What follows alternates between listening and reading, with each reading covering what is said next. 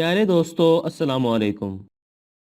दोस्तों, आज के दौर में इंसान को जिस सबसे खौफनाक गैर फितरी आफात का सामना करना पड़ सकता है वो है एक एटमी हमला। अगर आपके शहर पर एटम बम गिरा दिया जाए तो भी आप जिंदा बच सकते हैं, मगर कैसे?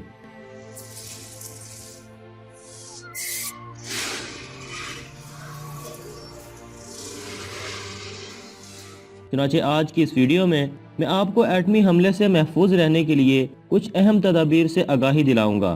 लिहाजा आपसे गुजारिश है कि वीडियो को मुकम्मल देखें और मज़ीद ऐसी वीडियोस को देखने के लिए हमारे चैनल को सब्सक्राइब करके साथ मौजूद घंटी की अलामत को भी ज़रूर दबा दें। दोस्तों, दुनिया में इस वक्त 20,000 के करीब एटमी हथियार मौजूद हैं। जिन ममालिक में एटमी हमले का ख़तरा सबसे ज़्यादा है वो जनूबी कोरिया, शिमाली Korea, Pakistan, Bharat, Israel, Iran है। इसके अलावा रूस और अमेरिका भी एटमी जंग का निशाना बन सकते हैं। मुल्क का दारुल हुकूमत, अहम फौजी छावनियाँ, अहम शहर और ज़्यादा आबादी वाले इलाके एटमी हमलों का अवलीन निशाना होते हैं। एटमी हमला जंग में हमेशा आखिरी ऑप्शन होता है।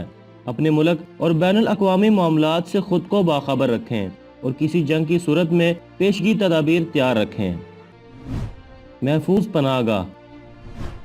आप एटमी हमले और इसके असरात से सिर्फ इस सूरत में ही बच सकते हैं अगर आपके पास एक मजबूत और महफूज पनाहगाह मौजूद हो। बेहतरीन पनाहगाह ज़मीन के कम अज़ कम 10 फुट नीचे तह खाने की सूरत में होगी। ज़मीन पर भी पनाहगाह बनाई जा सकती है, ताहम वो ताबकारी को मुकम्मल तौर पर नहीं रोक सकती। ज़मीन पर बनाई जाने वाली पनाहगाह इमारती पत्थरों से बनाई जानी चाहिए। अगर आम ईंटों और कंक्रीट का इस्तेमाल करना हो फिर ईंटों की एक के बजाय कम अज़ कम 5 परतें लगाएं। ज़रूरी सामान। अपनी पनाहगाह में इतना सामान स्टोर रखें जो कम से कम 2 से 3 हफ्तों के लिए काफ़ी हो। सामान की तफसील। 3 पैक खाना जिसमें कोई गोश्त का आइटम शामिल ना हो बल्कि सब्जियां, फल और बीन्स वगैरह हों ताकि फूड पॉइजनिंग की इजाफी मुसीबत से बचा जा सके। डिस्टिल्ड या मिनरल वाटर की बोतलें। पानी का एक बड़ा टैंक जो नहाने वगैरह के काम आएगा। एक रेडियो। याद रखें कि आपका मोबाइल ताबकीरी के पहले झटके के बाद नाकारा हो जाएगा। कपड़ों का एक इजाफी जोड़ा। किताबें जो कई दिन तक ज़ेरे ज़मीन गुजारने में मावन साबित हों। First aid kit. अद्वियात जिनमें बुखार, सर दर्द, जिस्म दर्द की गोलियां और स्लीपिंग पिल्स हों। बैटरीज या बिजली का मुतबादिल इंतज़ाम। टॉर्च। पोटाशियम आयोडाइड की गोलियां ये धमाके के अव्वल दिन इस्तेमाल करें। इसके अलावा पेंसिलिन, पोटाशियम और सफेटिक इंटेस्पिटिक स्प्रे। दोस्तों, किसी भी हादसे या हमले की सूरत में जिंदा बचने का पहला असूल अपने होशो हवास को काबू और दिमाग को हाजिर रखना है। एटमी हमला होने के 1 सेकंड के अंदर अंदर आपको एक जोरदार धमाका सुनाई देगा और फौरन मशरूम की शक्ल का एक कई मील ऊंचा धुएं का तूफान नजर आएगा। तो फौरन समझ जाइए कि ये एटमी हमला है। अब बचने की जद्दोजहद शुरू कीजिए। एटमी तबाही के 3 मराहिल हैं। नंबर 1, इब्तदाई धमाका। Number 2, fall out. नंबर 3, ताबकार तूफान।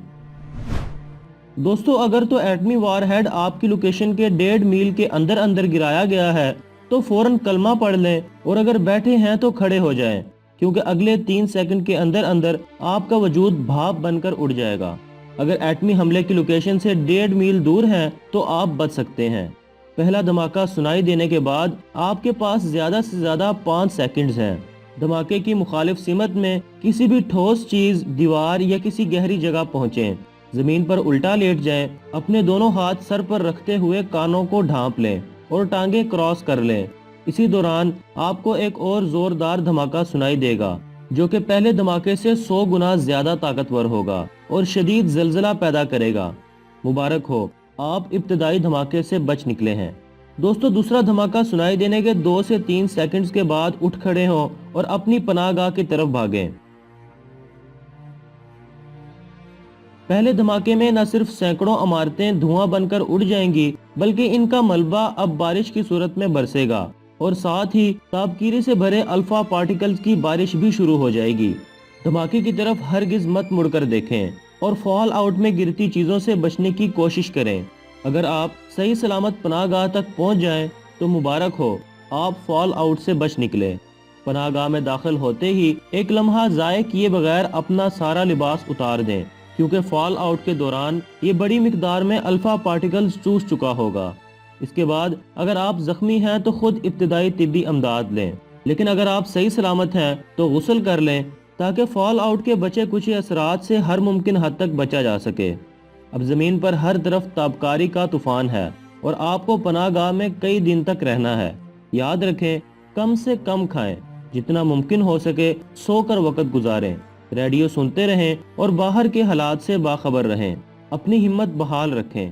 اگلے چند دن میں آپ ریڈیو ایکٹو سکنس کا شکار ہو سکتے ہیں، جس میں آپ کو تیز بخار، گھٹن اور الٹیاں ہو سکتی ہیں۔ اپنے پاس موجود ادویات کو استعمال کریں، زیادہ سے زیادہ اللہ تعالیٰ کی طرف رجوع کریں اور استغفار کی کثرت کریں۔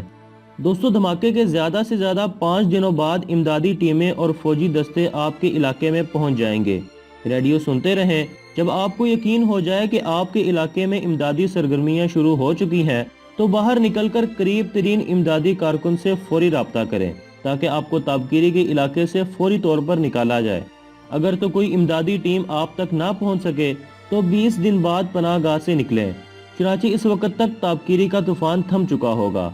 دوستو، پناہ گاہ سے نکلتے ہی ممکن ہے کہ آپ کو پہلا احساس یہی ہو کہ لاکھوں میں سے صرف آپ ہی زندہ بچے ہیں، مگر اب جس قدر ممکن ہو علاقہ چھوڑ دیں۔ امید ہے کہ آپ کو آج کی ہماری یہ کوشش ضرور پسند آئی ہوگی۔ مزید اس ویڈیو کو زیادہ سے زیادہ شیئر کر کے اپنے دوستوں اور رشتہ داروں کو بھی ان تدابیر سے آگاہ کریں، اور اگر آپ ہمارے چینل پر نئے ہیں تو برائے مہربانی چینل کو سبسکرائب کر کے ساتھ موجود گھنٹی کی علامت کو بھی ضرور دبا دیں تاکہ ہر نئی آنے والی ویڈیو کا نوٹیفیکیشن آپ کو بروقت مل سکے۔ ایک نئی ویڈیو کے ساتھ دوبارہ حاضر ہوتا ہوں، تب تک کے لیے اجازت دیجیے۔ اللہ حافظ۔